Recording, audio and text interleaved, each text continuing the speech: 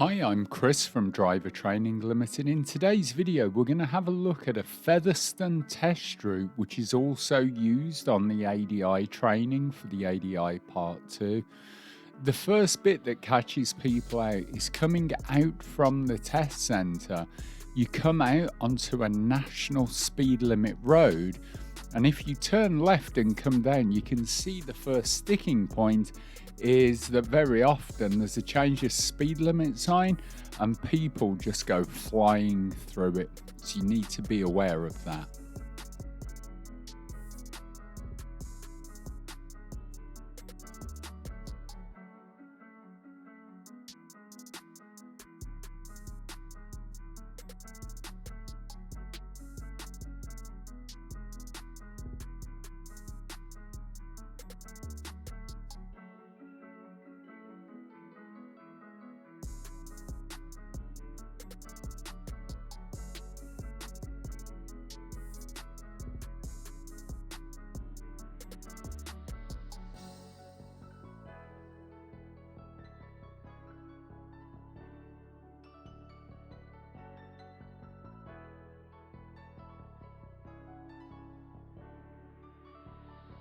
The next sticking point, as you can see from the signs on the left, it's an arched bridge.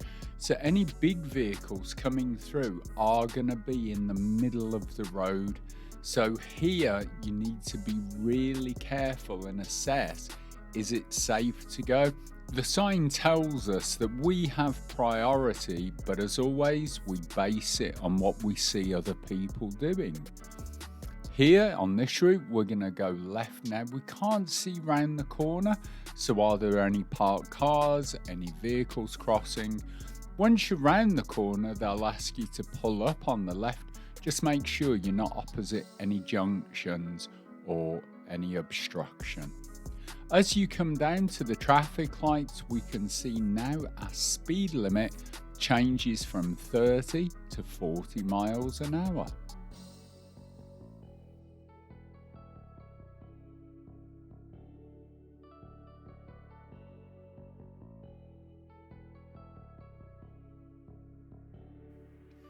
As we turn the corner and look ahead of us, we can now see the change of speed limit back to 30 miles an hour. If you're not paying attention, you will miss that. And of course, that's the end of your driving test.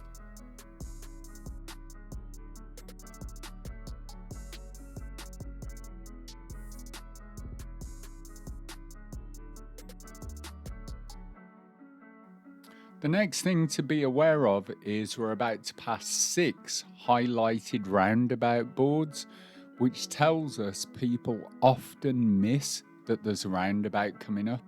Now, this roundabout, though, may ask you to follow the road ahead and take the first road on the left. So we're looking to the right, making sure it's clear. We're keeping in the left lane, but then we have to do our mirrors and signal, because you can see the broken white line means this is a separate road on the left. We're not just following the lane round. As we come down, we have several meeting situations or potential meeting situations. So as always, it's just a matter of taking your time, looking for any available gaps.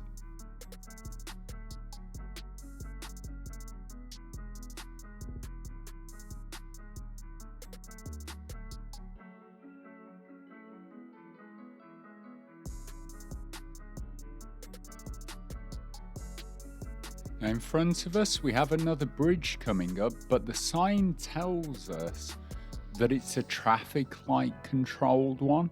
So we don't have to worry too much at this point about whether it's safe to go or not. It's just keeping a good eye on the traffic lights, and if the vehicles from the other direction are paying attention, because as you can see on the approach to it, sometimes people do try and squeeze through. Now ahead of us, we have one of the major sticking points for the Featherstone driving test routes. The first is to look, do you notice we've got the drop curbs ahead of us where people cross? The sign on the left also tells us there's a crossing immediately on the right, but we'll come to that in a second. Now at this junction, if they ask you to turn right, couple of things to look out for. In front of us, we've got filter lanes. Now that means the cars coming out from our road and turning right is doing the same as the car in front, going over to the middle, seeing if it's safe, then getting ready to go. Therefore, cars coming from the left to turn right should be following the direction of the red arrow and going into that box to turn. But this isn't always the case. Very often the cars coming from the left will cut across into the box in front of you, and in fact, as we're going to see in a minute, cars coming from the right can actually turn too early as well. So here you've got to watch that the space in front of you is clear to enter into it. Added to that, we've now got the problem, if that car stops for people on the crossing, you'll pull across and you'll block the junction off, which again is something we can't do on the driving test or the ADI Part 2. So you really have to pay attention at this junction. Now, once this car on the right turns in, we're going to see an example of someone turning too early. So here, because he's turned at that point, any car coming from the left will pull into that box in front of you. And like here, if either the blue car had to stop or a car did come from the left, this trainee is already halfway across the road, and then we'd be blocking all the traffic. So you have to be really vigilant at this junction. Now we're looking to the right, making sure the crossing is clear before we decide to go, and then assessing also if it is safe to proceed. And I just thought we'd highlight the fact that this is actually a parallel crossing where you have a zebra crossing and a separate bike lane at the side of it. So this is a parallel crossing, so not only are we looking out for pedestrians, but also cyclists coming up really quick as well.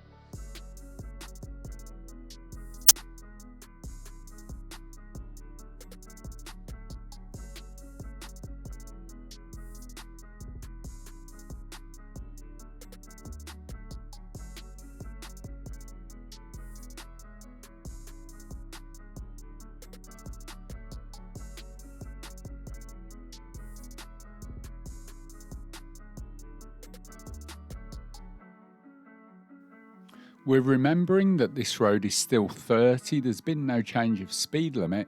Now we can see a roundabout with a slight difference. On this roundabout, the traffic, if you notice from the right, has a give way line, so they have to give way to traffic coming from our direction.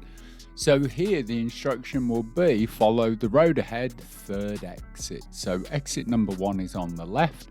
Exit number 2 is in front of us. As always, we can signal, But realistically, we are just following the shape of the road, but it's better to avoid confusion if you do. Here, there are 2 lanes, so if there are parked vehicles, as there is in this case, you do need to do mirrors and signal to move around, because what you're doing is actually changing the lanes. The next sticking point is now. If the cars in front don't move, don't pull up and end up blocking the pedestrian crossing. We have to make sure that the car in front is definitely gone before we decide to let our car roll forward. Otherwise, you will end up on the crossing, which of course on test is an automatic fail.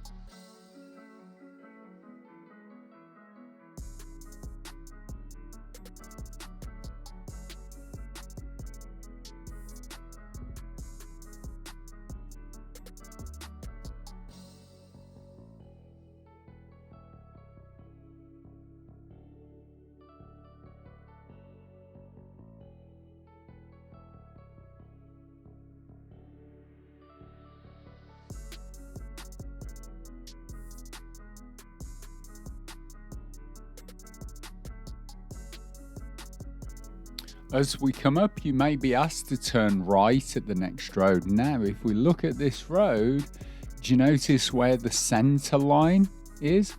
It's all the way down there. It's about 3/4 of the way across the road. So what most people do is tend to turn now. Remember, look for where that centre line is, then turn. Otherwise, you end up doing what's called a right corner cut, which on your driving test is a fail because you're driving on the wrong side of the road. As we turn left, we're thinking, can't see round the corner. What if there are parked vehicles? What if something's coming the other way? Because of the parked vehicles on the right, any vehicles coming towards us would be on our side of the road. And this road does have the potential for several different meeting situations. So we're always looking for a gap on the left that we can pull up into if it's needed.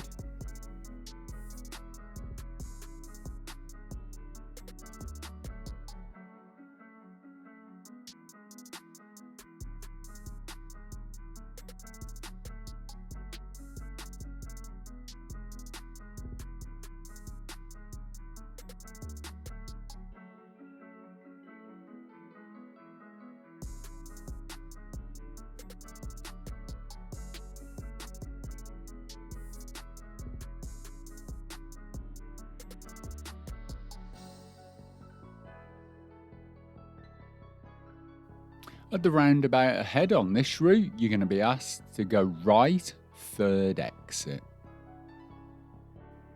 This next section of road can become particularly confusing. Let me explain why. As we come off at our exit, we can see it's 20 and we've got one-way arrows ahead of us on the signs. But it's only one way up to the yellow bollard on the right. After that, it becomes a two-way road, but there are no signs to confirm that it's a two-way road. So how do we know that it is? Well, as we come down, look, the sign directly in front of us tells us it's two-way and the traffic coming towards us have priority over us. So we can see and know for a fact we're back on a two-way road.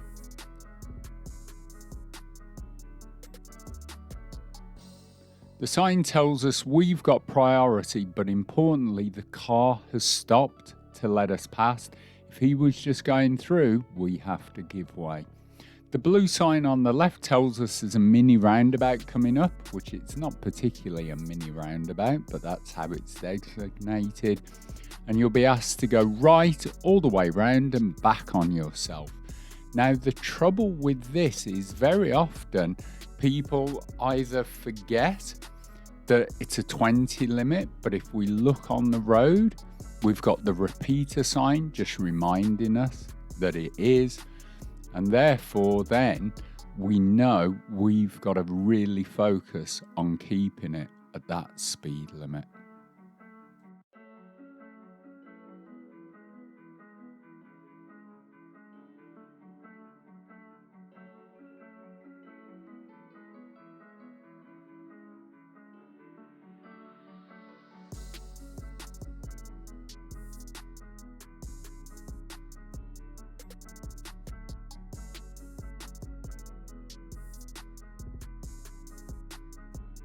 As we come up to the junction, we see from the no entries, it leads us round to the left. And as always, remember at junctions, we should look right, left and right. The reason for looking left is this bit here.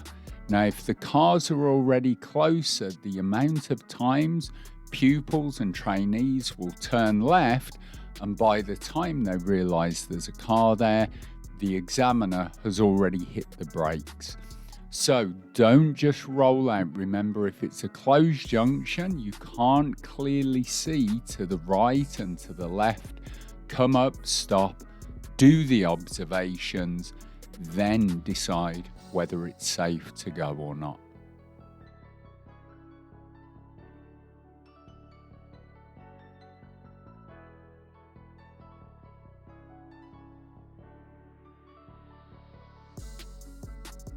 Now, the key is remembering this is still a 20-mile-an-hour road. You can see there's been no change of speed limit.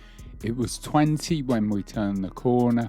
It is still 20, even though the road may be open and empty.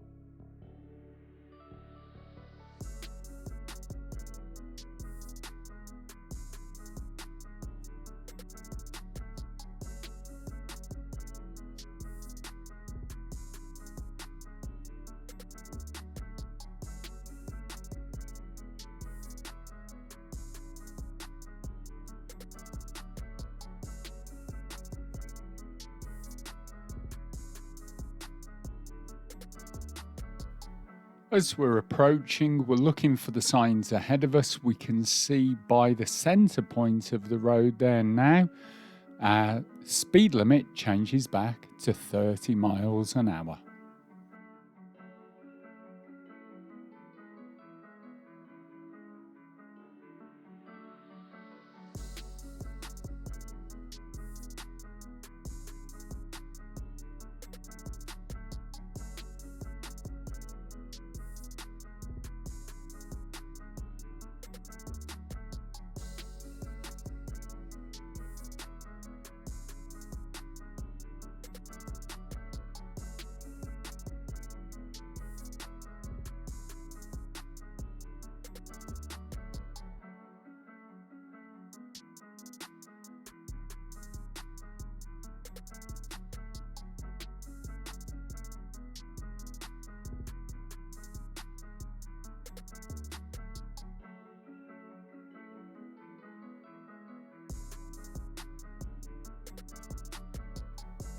coming up, we've got a roundabout. Now, at this roundabout, they may say to you, at the roundabout, take the third exit. That means you need to look at the board and figure out where is third exit. So if we have a look at the board on our left, we can see the third exit is straight ahead at 12 o'clock. So we know unless there's any other road markings, we need to be in the left-hand lane to take the third exit.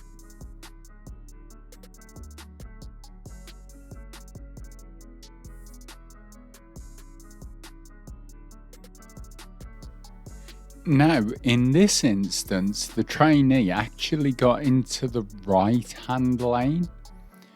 But what he did then was deal with it correctly. So we come into the right-hand lane, and as we come round, he sees the third exit, but also realises at the side of us, we've got a car, so we can't move across.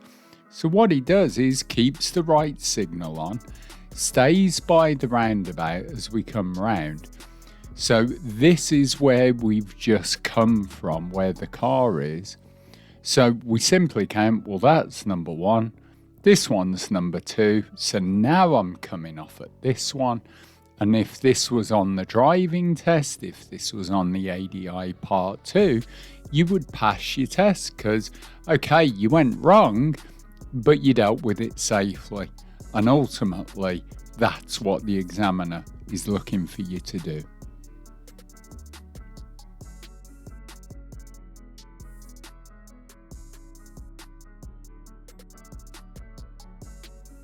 Just a quick point to look out for, the zebra crossing. The approach is really blind on it. You can see on the right, you can't see people or cars till the last second. So it's good just to keep an eye to think, is somebody actually there, but perhaps in dark clothing and I can't see them properly.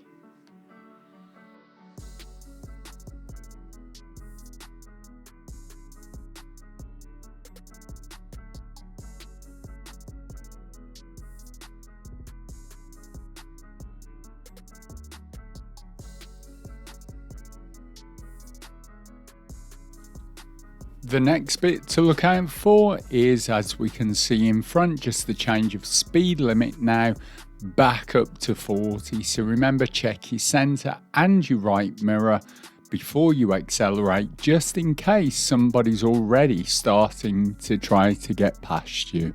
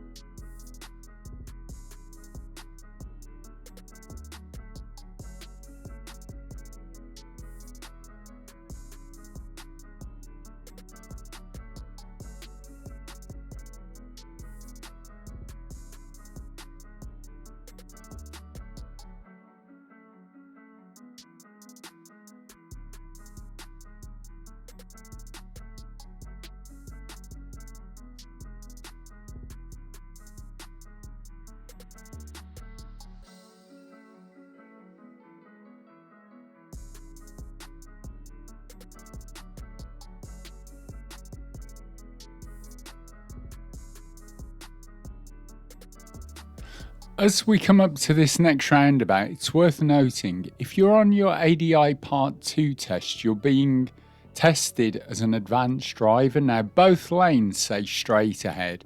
So if there were slower moving vehicles in the left lane, just like that silver BMW there, you would be expected on your ADI Part 2 to use the right-hand lane and get past them all.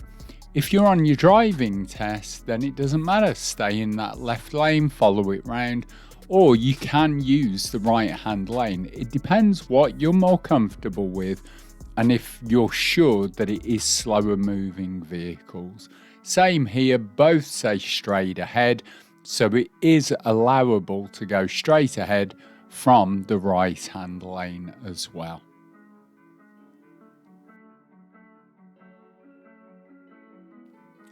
This is now the bit that catches so many out. You'll be asked to follow the road ahead, second exit A460, and we can already see on the board that it is at the 12 o'clock position, but if you look at the road markings, it tells us left lane is left onto the M54 and Telford.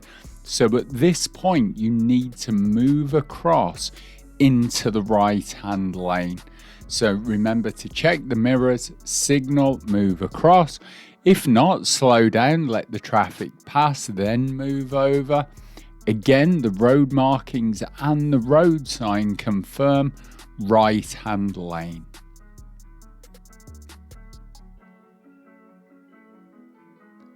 Then, as the left lane goes left, we can stay in the left hand lane, which will guide us round.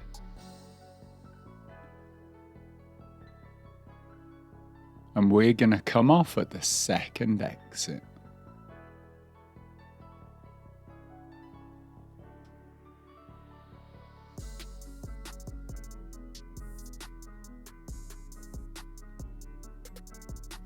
Ahead of us, we can now see our change of speed limit down to 30 miles an hour.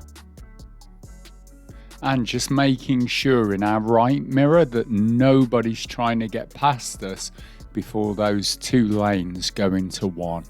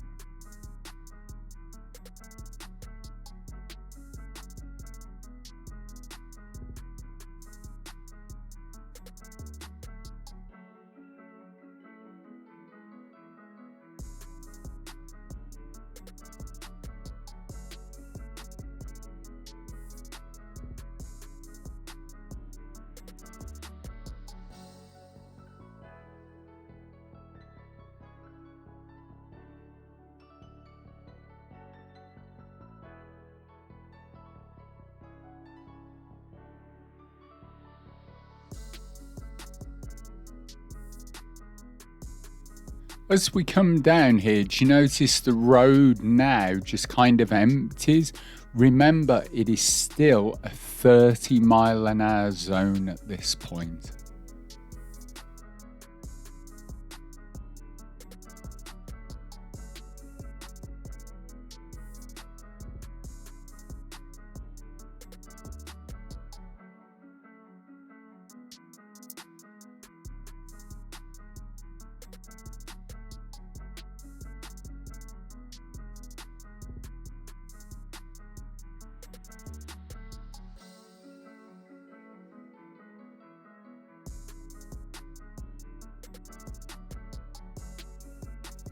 Ahead of us, we can see the change to national speed limit. Remember, it is only national once you've gone past those signs. Don't make the mistake of starting to accelerate, otherwise you're still in a 30, so you would be failed for speeding.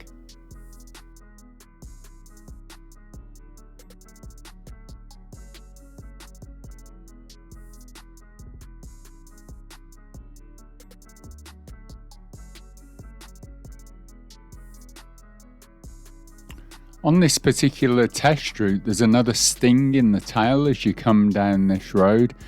So you really need to be looking as far into the distance as you can, because if we do, we can see at this point, we've got the junction sign on the left telling us there's a giveaway coming up. And in the distance, we can see the car where the junction is.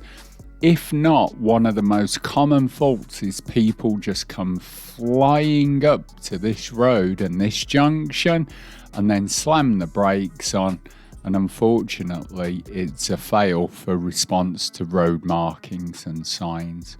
So we can see the junction, just got to make sure now when we pull out, remember we're on a national speed limit road, so any cars will be doing 60.